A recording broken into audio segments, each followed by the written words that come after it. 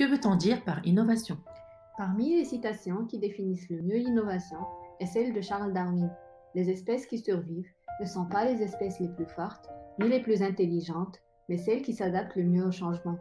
En effet, depuis les primates supérieurs à Homo sapiens, l'homme savant, l'innovation a été une condition de survie des sociétés humaines, puis un vecteur de progrès.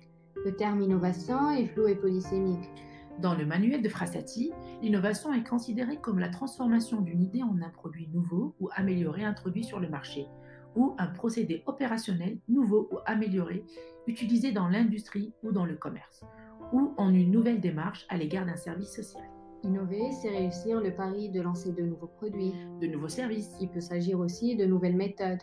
Pour faire court, on peut donner cette définition classique de l'innovation. Intégrer le meilleur des connaissances dans un produit ou service créatif qui permet d'aller plus loin dans la satisfaction des individus.